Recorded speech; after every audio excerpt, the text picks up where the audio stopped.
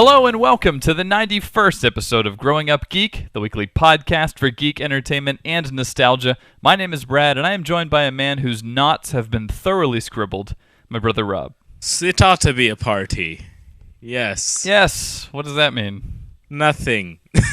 I'll tell you later. Okay. Let me explain about Scribblenauts. I saw it this week. Yes. And it was awesome, and I want to kind of fool around with it. We'll get around to it sooner or later, but my roommate has it and showed it to me, and let's describe Scribblenauts for the people who aren't aware. Tell them what you told me, which is we were sitting at the food court at the mall. This week I actually got to come out to Philly and see you, which is very nice.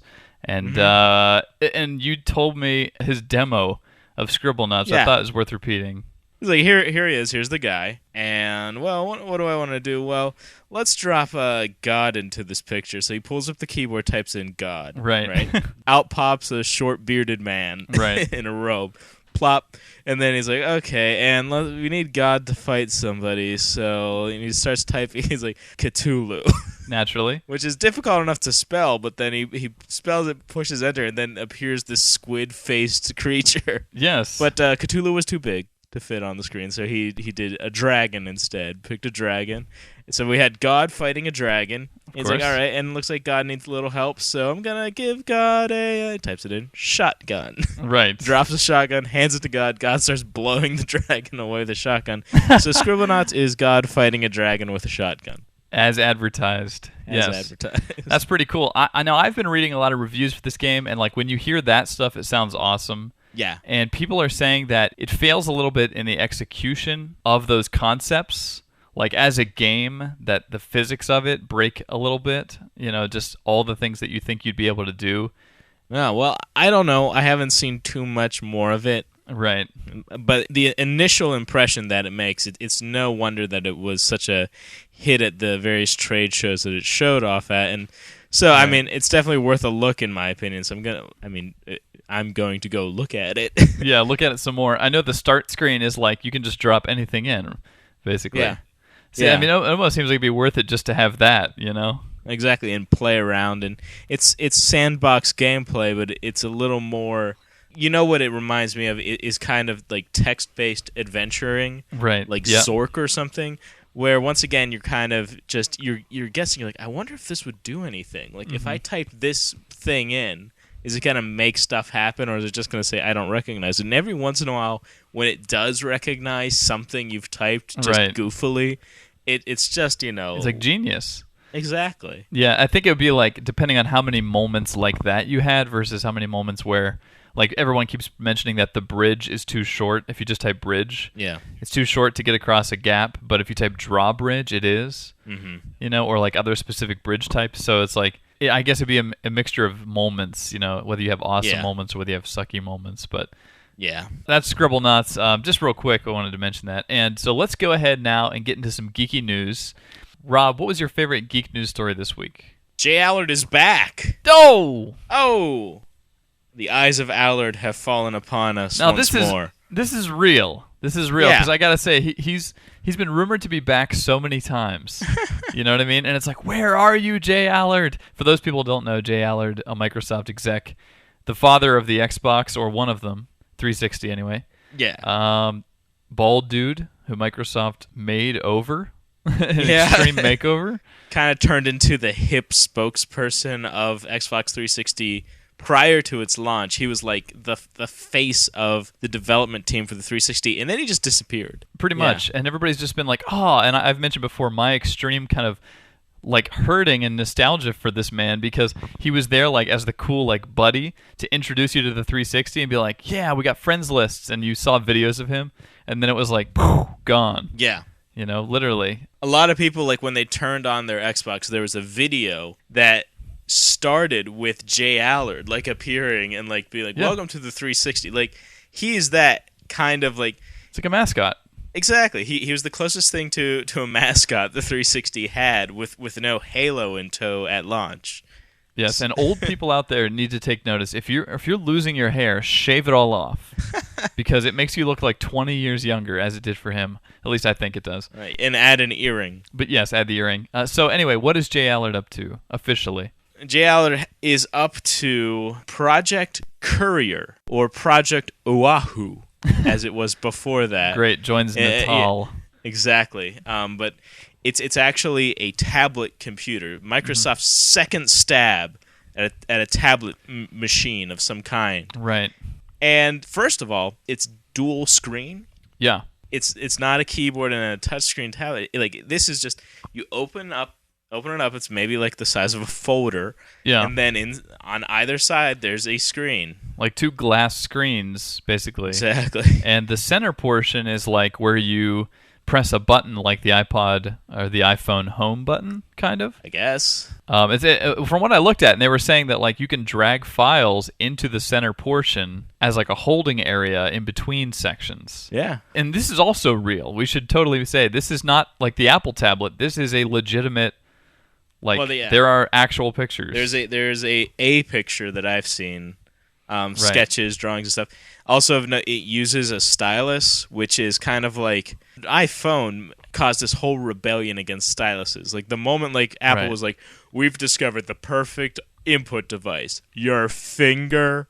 Right. You know, like the moment they did that, everyone was like, oh, well, it's not cool to use a stylus anymore. But you know what? Honestly, I write things with a pen sometimes, and I need to do that on a screen. So how about both, finger and stylus, in case I need it? Yeah, and Surface was, technology that Microsoft debuted before that didn't really have a lot of implementation, but it was something that like that with all the multi-gesture controls, swiping your Visa over a screen and dragging a song onto your iPod and all this stuff. It seems like they're integrating that finally into something that people might use. Yeah. I mean, I was just thinking about that today. Like, Surface, the demonstration was so finished, as a proof of concept, it ran smoothly. Like, they were just doing things, tossing things on the table, having it recognized. Because as a technology, it's actually pretty easy to implement. It's like an infrared camera. You don't even need like a touchscreen surface per se. Right. You could literally strap, a device onto your current laptop monitor and turn that screen into a Surface screen. Yeah. Conceptually. Yeah. So I was surprised that went away, but then up comes this, and it's like, okay, maybe that technology is still somewhere, and maybe this is how they're planning on like getting the public's hands on it. Don't know about the dual screens. I mean, I was skeptical about the Game Boy as well when they did that. Yeah. But again, it just seems like why not just have one large screen if you're going to have, 2. But I guess the idea is it's smaller because you'll just fold it up. Yeah, and use one screen maybe for a keyboard and the other one as a thing. Now some people have claimed, however, like there's no real release date or anything. Like, this is still called a project. It's Project Courier, so it's not even technically the real name. And a lot of people are suspecting Microsoft is still going to hold out until Apple kind of shows its hand as far as tablet PCs are concerned before going at it a second time and kind of, letting Apple improve again on their concept and kind of losing out that way. Yeah, I guess the stage right now that it's in is they're showing it to developers, which is kind of how we found out about it because, all this stuff sort of leaked a little bit, I guess. Yeah. But if Jay Allard comes out and demos this thing, it's going to be hard to resist, for me anyway, just for pure, like I said, nostalgia of just seeing him. And you know what? The man knows a thing or two. He also worked on the Zune team, which Zune HD just came out, and just to add more to the Microsoft explosion, and that, which is a lot like an iPod Touch kind of, except with high-def video and things, that seems to be sort of part of this whole multi-touch Microsoft thing, where seems like they're adding more devices like that. Absolutely, and so it's kind of going along, riding Microsoft's wave, if you will, and Zune is a good segue, because they've also just, before we started recording, announced this pink phone. Yeah, what's that about? Which is probably the lamest sounding it's Project Pink. Right. Which is nobody's scared of it. But sure. The screen grabs themselves look really cool. What they're showing are 2 devices. The first phone is called Turtle. Yeah. And the second one is called Pure. Both kind of the Turtle looks like a kind of fat Palm Pre. Yeah. And the Pure looks like a kind of HTC Touch, it's a horizontal slider. So both are slide phones. And here's kind of the cool thing about Project Pink, right?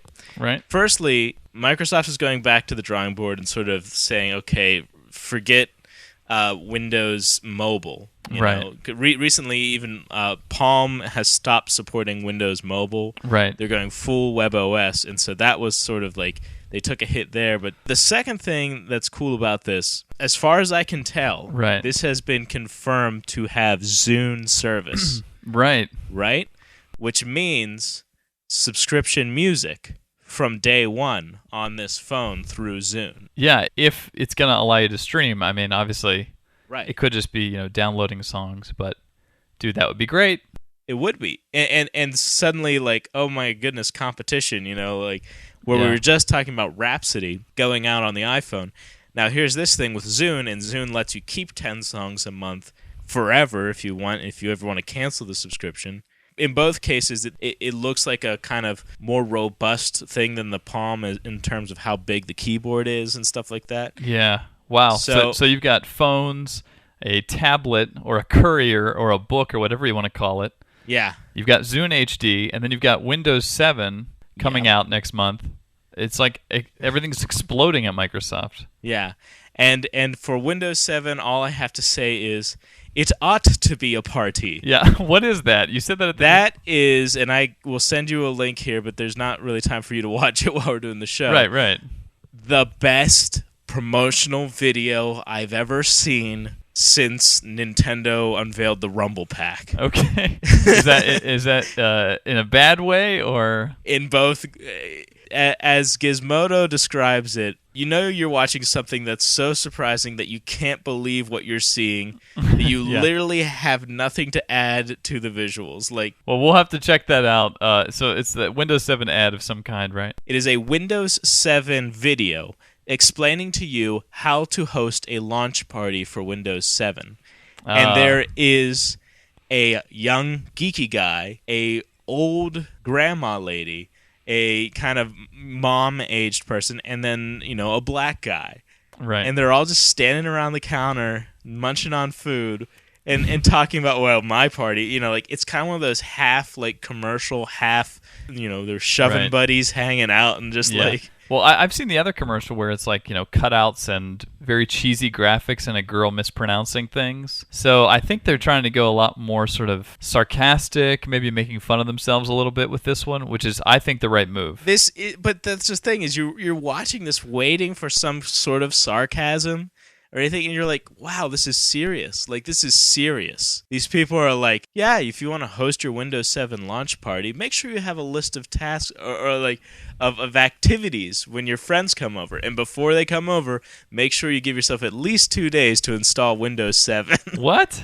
This can't be real. That's not real. That's the line they end with was, Windows 7 is about the user. So it really is our party. Yeah. And, with all this, it ought to be a party. Yeah. Oh, geez. All right. I'll have to take a look at that. And please do. Please, everybody, go onto YouTube and Windows 7 launch party video. Yes. So Microsoft is exploding. I just wanted to quickly bring up my favorite news story of the week was, well, you might say it's BioShock related.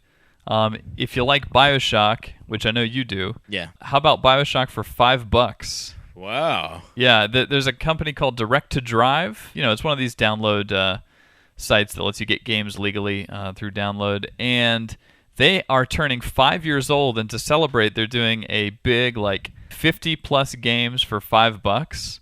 BioShock is one of them. Assassin's Creed is one of them. Age of Conan, Chronicles of Riddick, Dark Athena, Splinter Cell Chaos Theory. I'm just kind of looking through the list here. And they're doing this in a week-by-week thing. So they keep releasing more and then closing that off, and then releasing more and closing it off. So I'm saying this, while it's still up, take advantage of this. I would say, these are insanely good games, a lot of these. Neverwinter Nights 2 is in there. All this stuff. And this week is the role-playing game stuff. Next week is going to be indie games, and then after that, war games.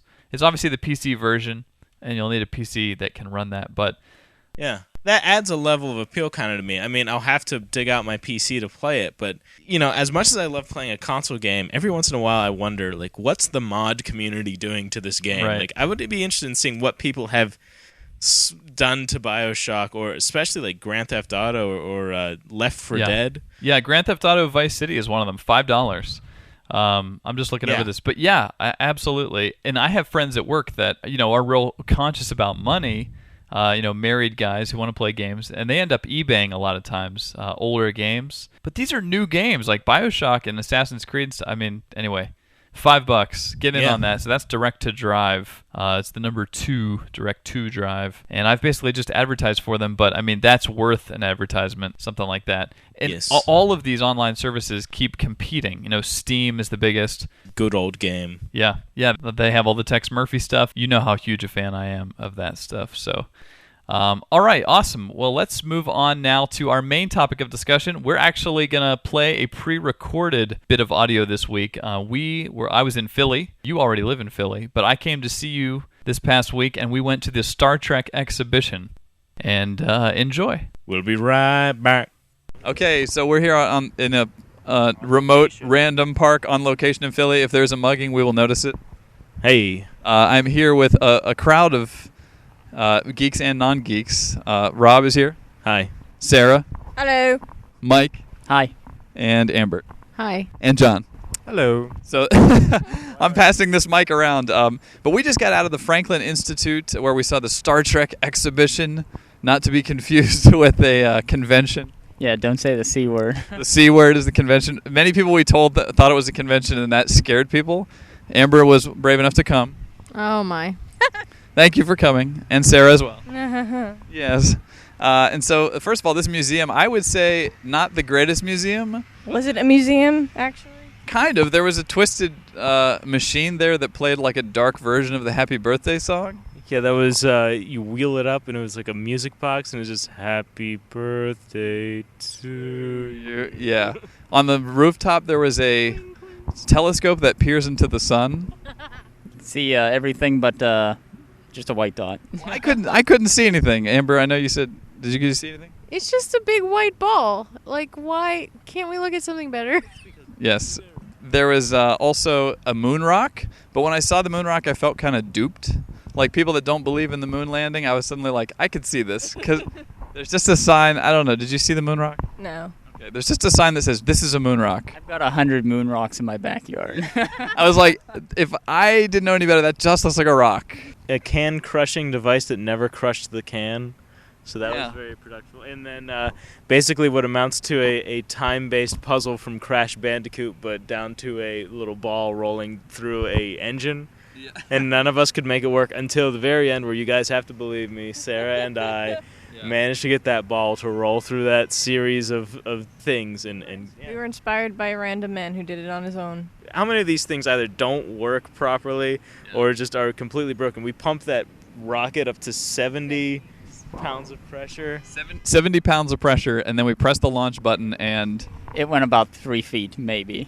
Yes, so lameness all around for the museum. But let's talk about the Star Trek exhibit. So we got to see some fans there. In fact, there was a wedding occurring. Oh, yes, there's a wedding. It hasn't occurred yet, but it's going to occur on the bridge. The bridge set, which we'll get to in a second. But did anybody have any comments about fans that they saw walking around? I will say we had a helpful fan walk up and tell us some tips about the thing, and he had a loose-fitting original series shirt. The captain gave you directions on how to get into the museum. Yeah, he cleared at least 85% on the quiz whenever he checked in. Yeah, there was a Quarks bar, a really shoddily thrown together Quarks bar that actually had a game we scored decently on, a trivia game.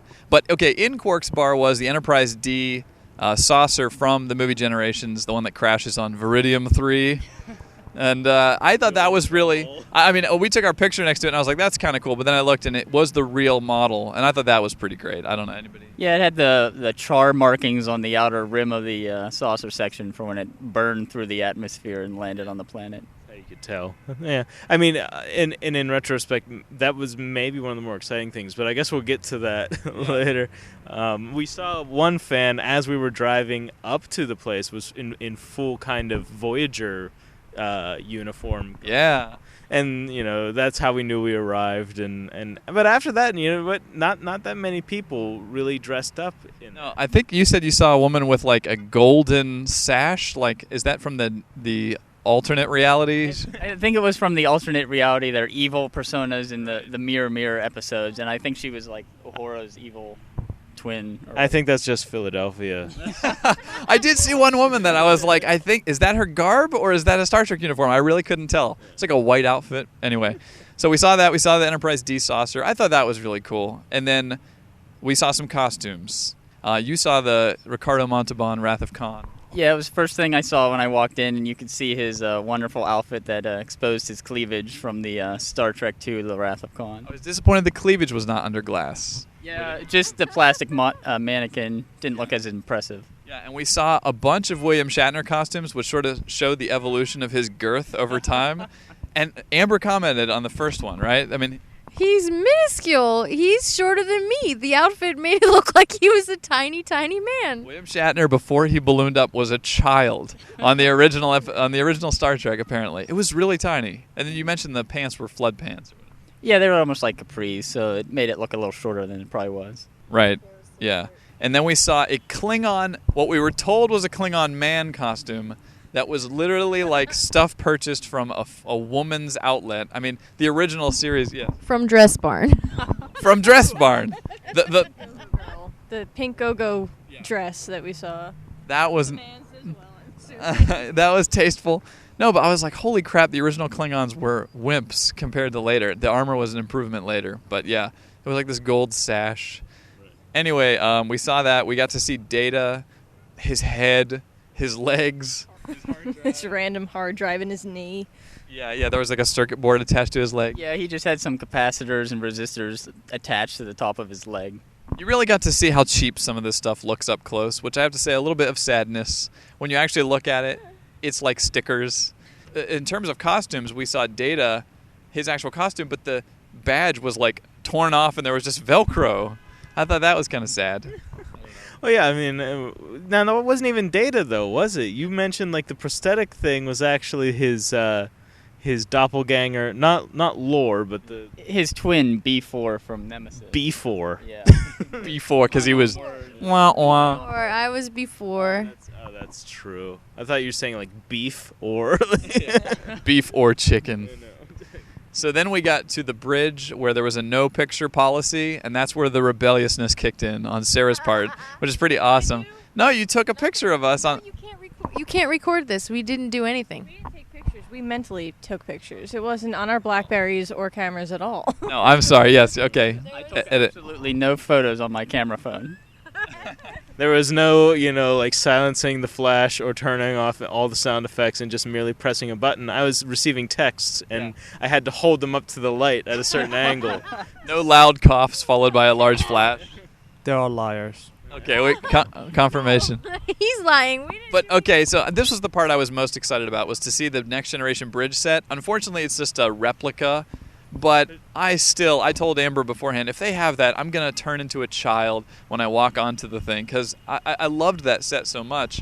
It was cool to sit there. Even though it was a replica, it was really cool. Anybody comments on sitting in the... Yeah, even though it was a replica, it still really had the look of it. You could go up to every station and press some buttons, and it was pretty cool. I have to say, I'm kind of a little disappointed in it. I think, first of all, they sort of widened it to make room for some of the, more common Trek folk who are there, and also like the wheelchair access. Exactly. Yeah.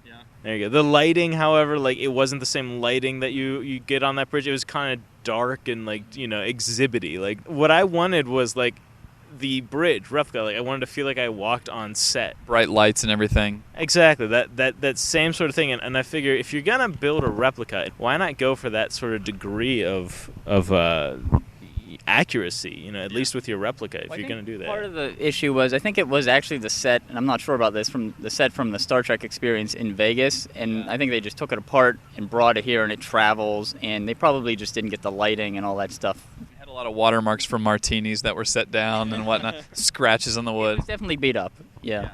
I was disappointed that they didn't have the head, because I know from like the technical manual where the bathroom is, which we've kind of theorized, like all the alien species on there, what kind of adapters or things are in there for everyone to use? I don't know. But like there was just a big sheet hanging on that section, which is disappointing. And then there was one of the turbo lifts had a padlock on it. Which I don't know. A padlock right on the 2 doors. You couldn't open them. Yeah. I did see a fan. Right when we got here, I saw a fan running for the elevator in the museum, and another fan shouted, "Hold the terminal!" like that. And I thought, oh man, that's nerdy. Then I realized it's way nerdier that I know it's actually called a turbo lift. So, what? I didn't correct him. Excuse me. But yeah, and then that's where I actually looked at the term, like the little, since it's a replica, I looked at what the actual things say. When you're Picard and you're sitting there, the actual things say like G-Rod, like for Gene Roddenberry. It's kind of cool, like different initials. I guess that's like his. Oh, really? I didn't realize that. Yeah, G-Rod, and I can't remember what one of the other ones was. Fran, I guess, and Elcars and things, little initials. Yeah, I mean, I was kind of disappointed at the captain's terminal, because I was expecting there has to be like some sort of special button he gets. I don't know, just blow up the ship or something like that. You know? I know Sarah was talking about they should have different condiments and things, like different juices and. I just know that the chairs were comfy. Yeah, they were kind of comfy. They were redone, and that's where we snapped our rebellious photo. Because like the guy who was taking pictures officially for the museum didn't give a flip. He explained to me that he gets paid $7.50 an hour, and therefore he doesn't care. He really didn't care. He looked like he was totally falling asleep. So you were just like. I took a picture of his photographer shirt. Yeah, your prized photo is a picture of the guy who you're not supposed to take pictures of. Yes, awesome. Okay, so then we got to some props. And they totally had ships. They had a Bajoran flute. Yeah, I want to talk about the captain's chair that they had there. Yeah, go ahead. And basically, I don't know if it was a replica or not, but it looked pretty beat up, and I actually don't think it was the actual chair. It looked because you've built your own, I should say, you've built your own replica chair in your house. Yeah, I have my own replica chair, and it's in much better shape.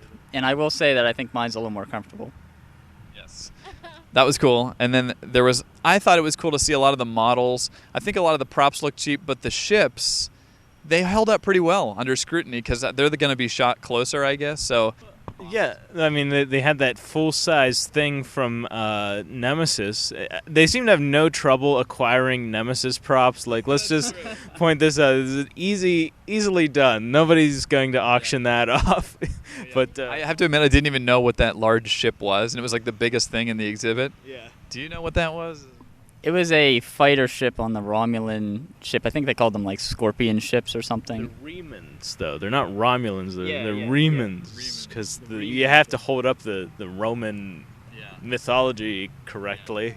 We're getting OMGs from our ladies. What the? You just had to say it.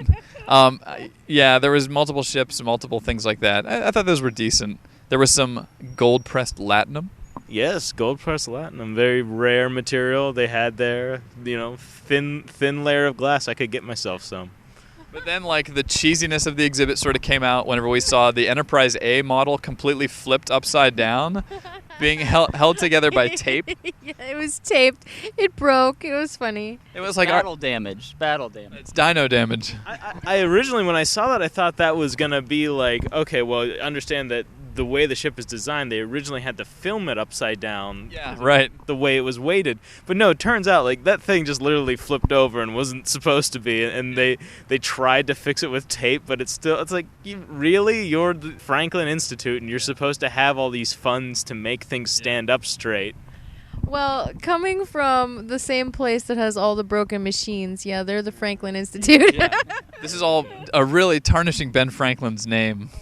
Say that. Forget it. Oh, they have a huge statue of Ben Franklin when you walk in. It's like enormous. Very thick ankles. Confirmed. He needs to stay away from high heel shoes. Yeah. So, and then when we saw I was describing to Amber each of the Enterprises. We got to Enterprise C, and I was like, oh, that was captained by a woman, and they got lost, and that's why they. And then later we get to Voyager, and I'm like, that was captained by a woman, and they got lost. And then I was like, this is the worst opportunity for a joke about how women can't drive, and I got a terrible face. I'm getting it right now. I'm getting tight lips from Sarah. But yeah, and a slap from Amber. But I'm sorry, like, they wrote that, and it's like, oh no, twice in a row. I'm sure there's got to be a female captain out there worth their salt. And Deanna crashed the Enterprise into the Romulan ship, and there you go, cracking the subtle code of Star Trek. Now I know why I hate Star Trek. There you go. And on that note, it's probably a good place to end. Any final thoughts on the Star Trek exhibition? What was your favorite thing, would you say? Yeah, favorite things. Let's go around. Favorite thing you saw there? Next Generation Bridge, just being able to sit in the different seats. Absolutely, that was awesome. Probably the saucer section, like I was saying, like the Enterprise D from Generations. That was really cool to see that and touch it or whatever, Yeah. Oh, I think various outfits for me of the actual crew members, like Kirk's original outfit, seeing that up close, that was like, okay, that's a real, seeing Khan's real outfit, those were pretty awesome. I mean, because they were real, they were legit. John? I don't know. I'm sorry I haven't given John much attention here. The exit. Oh! Yeah! All right, well, that's going to have to do it. Yeah, all right. Okay, so that was our coverage of or whatever you want to call it. Yeah. Thanks, other Rob. Yeah, of the Star Trek exhibition. That was a lot of fun. I wanted to quickly say I didn't mention it on there, but there was a homeless guy that was like laying blankets down on a nearby bench the entire time we were recording. Mm-hmm. And afterwards, I was like, is he allowed to just lay there? And our friend John said, they won't wake him till morning. And I was like, what a sweet gig. You just get to basically sleep there. It was a nice day, too. So that was that. Mm-hmm. And before we go, we'd like to get a little nostalgic, as we do every week. And this week, Rob, I want to talk about Xuxa. Oh, my goodness. Yeah, I'm reaching back into the recesses. Wow. Xuxa, go, free association. I'm going to give someone my magic kiss. Where is a child who wishes to receive the magic kiss? Yeah, Xuxa was a Brazilian singer. What was this, like a morning show? It was like a Saturday morning show. Yeah. You could tell it was foreign. It was imported, basically. But in its day, I guess it was the #1 TV show in Brazil. I did a little reading, and it was known for its controversial practice of having Xuxa put on red lipstick at the end of the episodes and kiss, this article says, prepubescent males at the end of each show. That's the best way to describe it. Yeah, it was just a ton of kids and Xuxa. Why shouldn't it be? I mean, that was the thing, is it started off, like, first of all, you don't hit a kid with that kind of spelling problem, like, right up front. Her name was spelled, like, Xuxa, like, so you need a crowd of kids to be cheering, Xuxa, when this, because you're like, oh. Right, she would come and fly in her pink spaceship at the beginning, and then she would leave at the end in the same spaceship. And she was surrounded by, like, people in costumes, right? I mean, I barely remember. I think I saw but one episode. Well, she would perform her music and stuff, I guess, because she was a Brazilian pop star. Uh-huh. But, yeah, it got complaints from parents because of that, and because of her outfits, because I guess she was, like, a model also. Like, in Brazil, she's pretty famous. I guess she dated Pele for a while. I don't know. There's, like, all this info I read, but, yeah. It was just too bizarre, and, like, she handled it so kind of poorly. Like, you know, it wasn't, like, this fun sort of, like, all right, here, I'm going to give you my magic kiss. It was like, all right, now comes the time of the show. Like, there's, like, a sternness to it. It was, like, a disciplining thing. As much as, if that was, like, her trademark, that's really sad, because it's, like, it seemed like an afterthought. Like, they're buying time. They're like, okay, we ran out of skits to do, so you're going to try and pick a boy and kiss him. Right, yeah. And this kind of show where there's, like, a bunch of kids hanging out with an older person takes me back to, like, Romper Room or, like, really old stuff like that, where it's like, I see you, you know, or they, like, look at the TV and they're like, I'm looking at Billy and Derek, you know, and then if you're out there and that's your name, you're like, oh. Yeah. Because they couldn't churn out cartoons fast enough. They always needed a live action show like Zoom or the Mickey Mouse Club. Right, yeah, Zoom. You know, and then they had these few ones where, like, okay, they couldn't find any of the kid talent. What was it, Wienerville? We had the guy talking to the people with the little bodies underneath their real heads. Equally inappropriate. Exactly. They're like, Wienerville, Wienerville, Wienerville. Oh, gosh. Like, yeah. Was that on Nickelodeon? Nickelodeon. Yeah, some of that stuff even bothered me as a kid. I was like, I think that's how we all felt about Xuxa, was like, why is this here? Yeah. But of course, just like with reality TV now, like if it gets popular enough in England where all of their shows are brought over here, they'll rehash it.